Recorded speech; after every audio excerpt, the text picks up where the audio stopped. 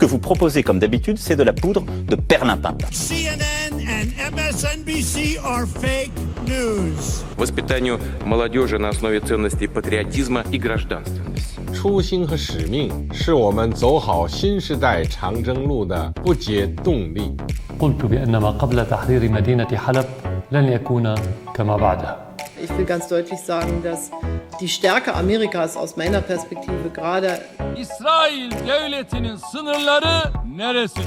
Faut pas raconter non plus des carabistouilles à nos concitoyens, hein.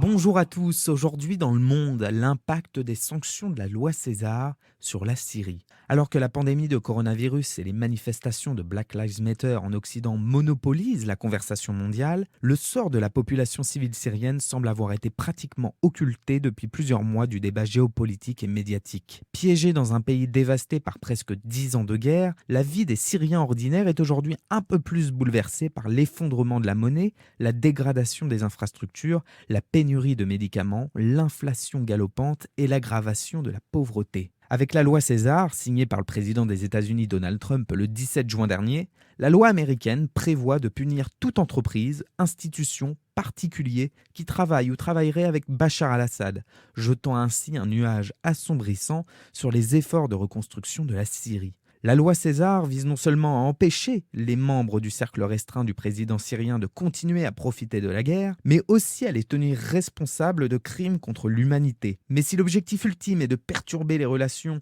entre Assad et ses fidèles soutiens de l'Iran, du Hezbollah libanais et de la Russie, la population syrienne, quant à elle, ressent déjà ce pincement supplémentaire. Le taux de change syrien fluctue depuis le début du mois de juin, obligeant de nombreux magasins de Damas à fermer leurs portes car il devient difficile pour les commerçants de fixer les prix. La capitale syrienne n'est probablement pas le pire exemple de l'impact de la crise économique. La détérioration des conditions de vie a laissé les habitants de Souaïda, une région contrôlée par le gouvernement et principalement peuplée de Druzes, sans autre choix que de descendre dans la rue en grand nombre au début de ce mois. Et tandis que la région d'Idleb, au nord-ouest de la Syrie, est toujours sous contrôle de diverses factions djihadistes, dont la plus importante est le groupe de Hayat Tahrir al-Sham, ex-branche syrienne d'Al-Qaïda, de nouvelles étapes se dessinent à l'horizon qu'il faudra surveiller avec notamment l'élection présidentielle américaine en novembre 2020, qui aura une incidence de toute évidence sur la politique des États-Unis menée au Moyen-Orient, mais également l'élection présidentielle syrienne qui doit se tenir théoriquement en juillet 2021